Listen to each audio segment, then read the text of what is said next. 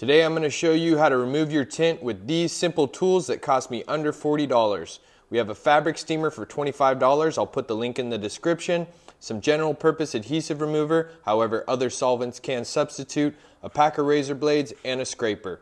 Let's get after it. So you can hear all this clicking, there's just all these bubbles inside. I got it filled up to the max line, we're going to get this puppy kicked on.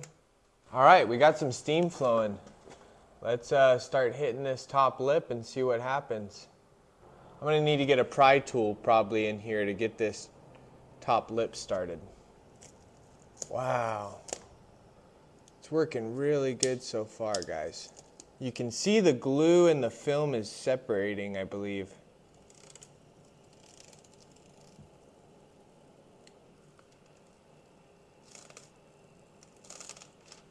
It's going to be a messy job, I think. So that looks like the glue. This you can see, this side is darker, this side's lighter, so this side took the glue off with it right here. This side, the glue and lamination is still stuck.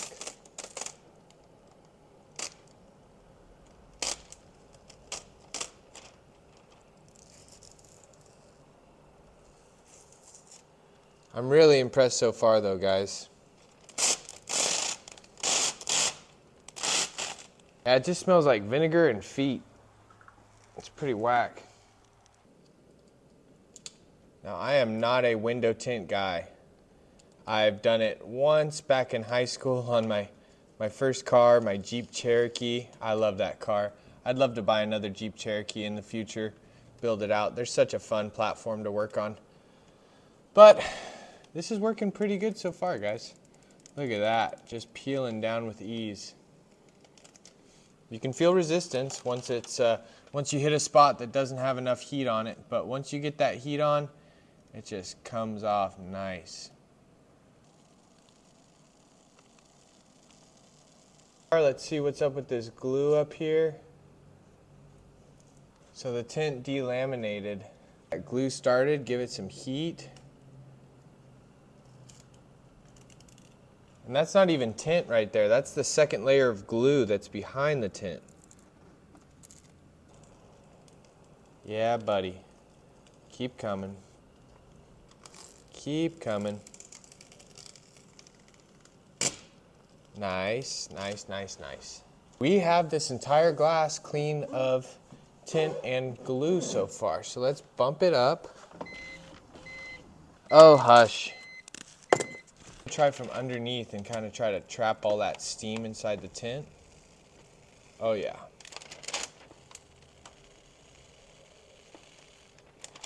And we're out of water again. And it's so much tighter when it's cold. It does not like to come off nearly as easy. Look at that clean glass under there. Beautiful.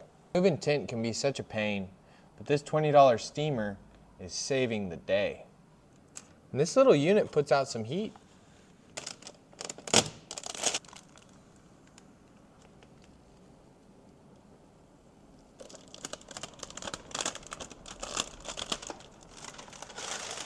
Nice.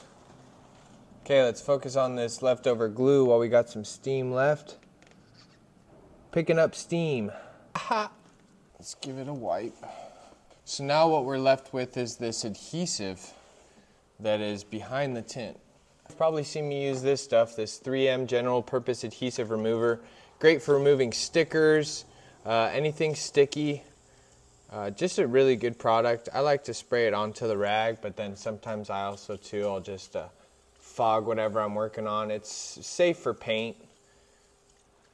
I wouldn't let it sit or soak on anything, but it's safe to use on paint. Look at that, the glue's coming off.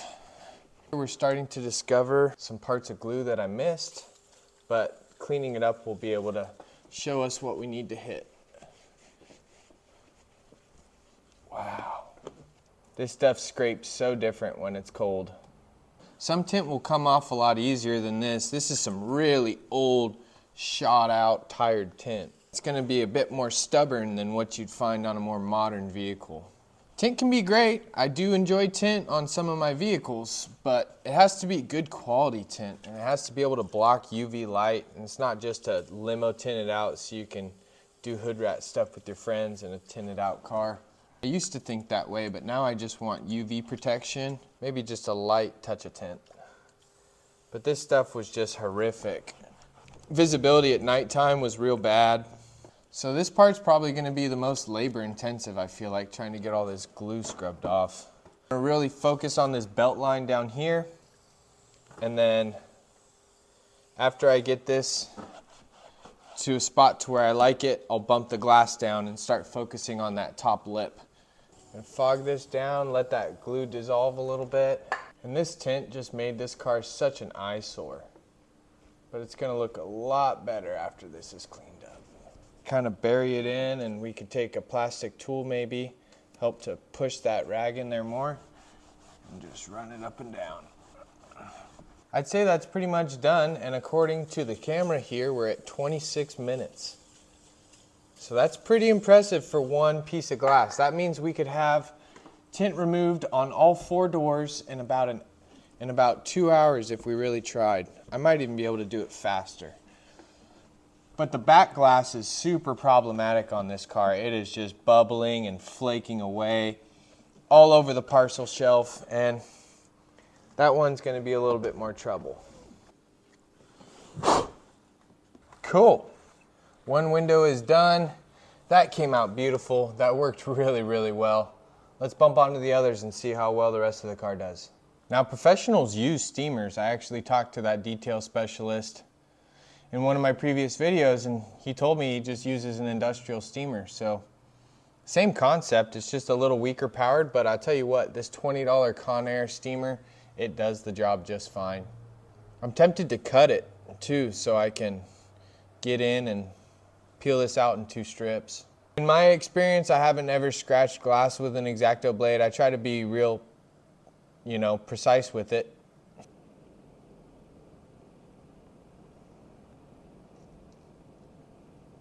So I'm going to run a cut down. Oh yeah, that piece is coming off real nice. Glue's coming off, but that's okay.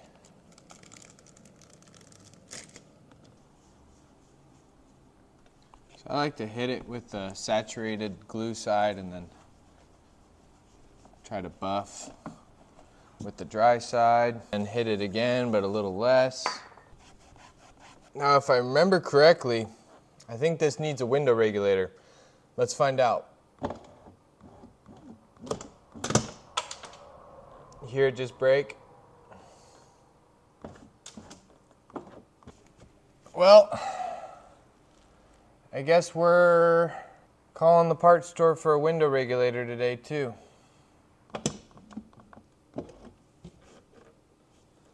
Well, let's try to continue. BMW life. Always doing window regulators.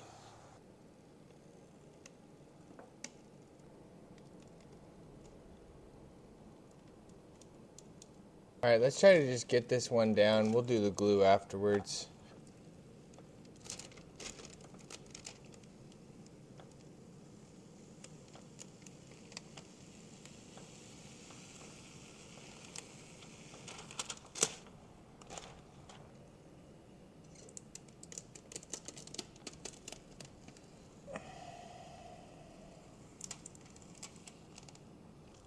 It's like bonito flakes.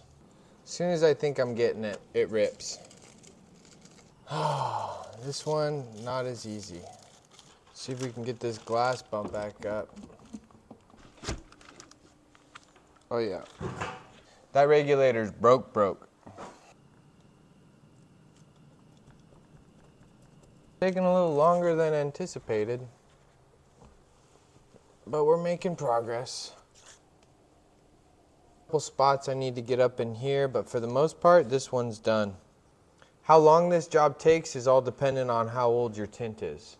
If it's, 10, 15 plus years old like this one and starting to bubble and delaminate, you're gonna have a lot harder of a time. If it's brand new and you got a 2015 and someone put tint on it before you bought it, and you just don't like it, it's going to come off a lot easier. All right, and before I get too far, I just want to give you a quick comparison. So this glass was all cleaned off, got most of the tint off there. It's relatively clean. This one as well. Need to do a little bit more work as far as getting the rest of the adhesive off. Window regulator did take a crap on this one, so we're going to have to repair that. This back glass is going to be an absolute nightmare. I'm going to have to pull the headrest, cover off this parcel shelf, and this stuff's just going to flake off, I know it, so it's going to be a real pain, but that needs to get rectified. And here's the passenger side. So you can see the old tint just provides this haziness. It's got all these scratch marks from me trying to get it off previously. It just looks terrible. Maybe if I have the heart for it, I'll try to do the rear window today as well too. Oh no. We have a really bad leak in here. Oh. That floor is soaking wet. We got a water leak somewhere bad. That is soaking wet. Just discovered a big old water leak, folks. While doing this tint job, I now have a failed window regulator and I have a huge water leak. I've been parking this thing outside, so now we know.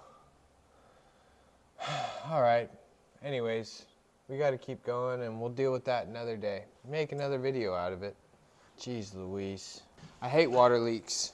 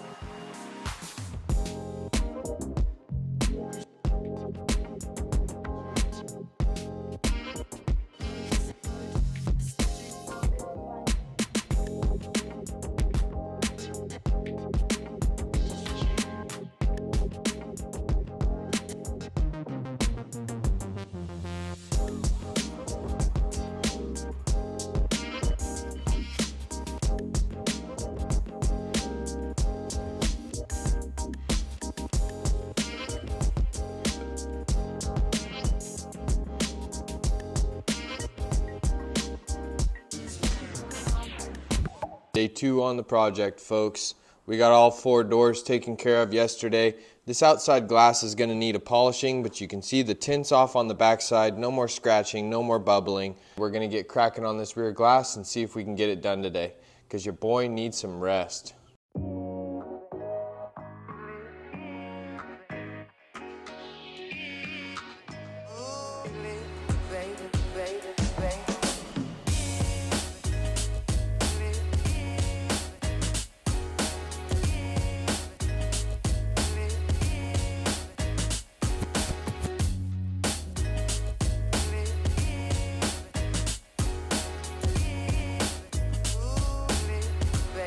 Baby.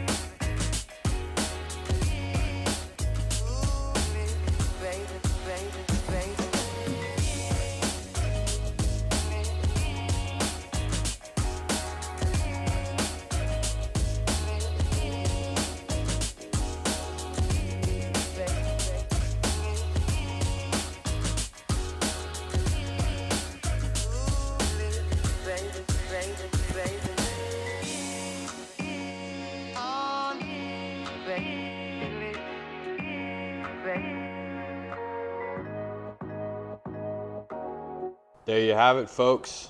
Rear glass is relatively cleaned up.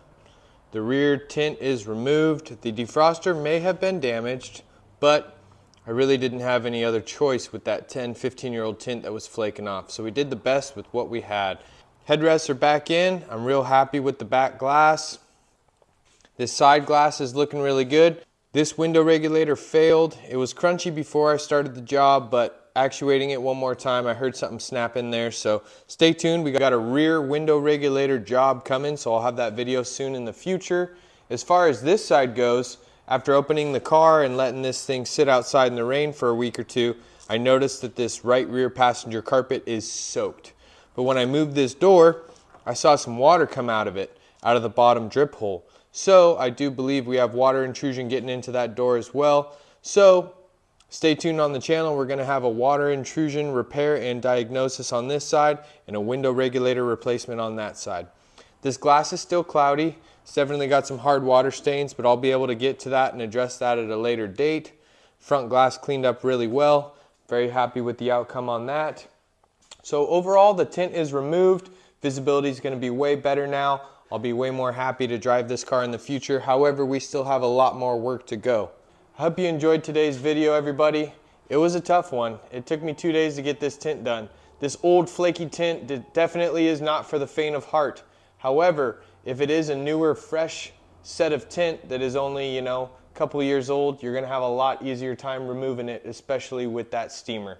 I think once any tint gets to that point to where it's chipping and flaking off, it's just gonna be trouble, and it's gonna take a lot more labor and a lot more elbow grease, but it is doable. You can always take your car to a tint shop and have the pros do it, but what kind of DIY channel would I have if I didn't do it myself?